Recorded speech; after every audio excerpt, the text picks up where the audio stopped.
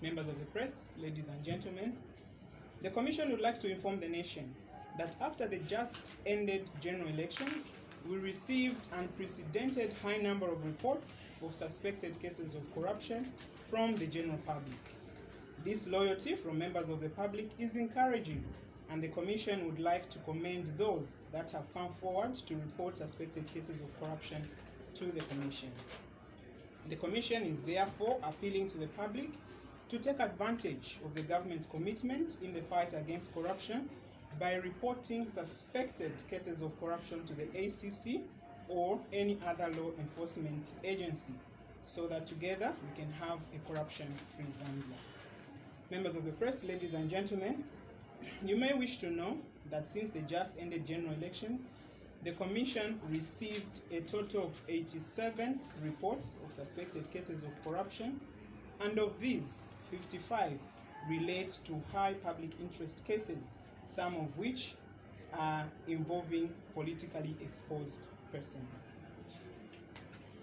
And so, just to highlight some of those 55 cases, there are a few that we felt we should give to members of the public, because these are the ones that have created so much high public interest, and people would like to know whether the Commission is investigating those cases or not. The first one the Commission is investigating is about a senior public official at a quasi-government institution in a matter that involves the alleged purchase of 12 motor vehicles worth 33.6 million Kwacha used during the last general election campaigns.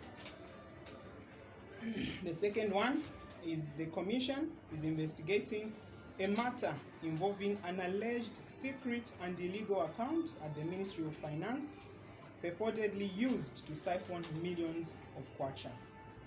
The third one involves former senior government officials at the Ministry of Health that are being investigated for allegedly awarding contracts for the purchase of COVID-19 protective equipment to businessmen without following procedure.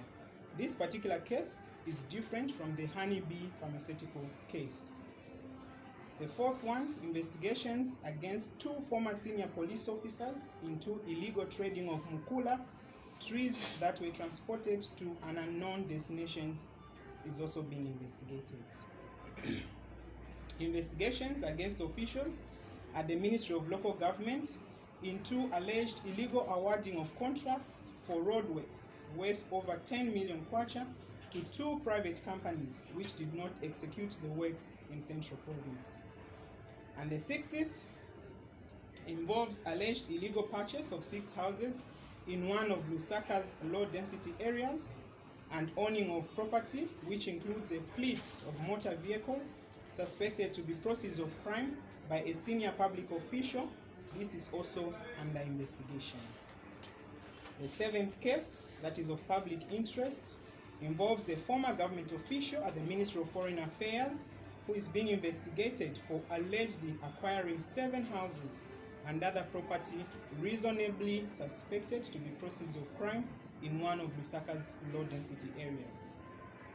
An investigation also is underway against one of senior managers at Development Bank of Zambia for alleged abuse of company financial resources which were used to pay school fees both at local institutions and abroad worth over 1 million Kwacha.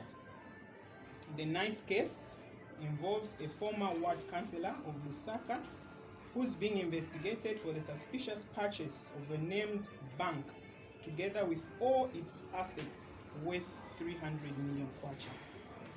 The 10th and last case of public interest is where officials at DMMU for allegedly buying an unknown number of Toyota Land Cruisers using COVID-19 funds and other resources meant for disaster relief for political activities in the last general elections. In conclusion, ladies and gentlemen, members of the press, we wish to inform you that all the above complaints were reported to the Commission by members of the public after there was a change of government. So these are quite recent. This is usually the trend that occurs after a general election, and more so when there's a change of government. The Commission further wishes to inform members of the public that we are purely carrying out our work and using the legal mandate that is provided in the law to thoroughly investigate all reported complaints and ensure that each case is pursued to its logical conclusion.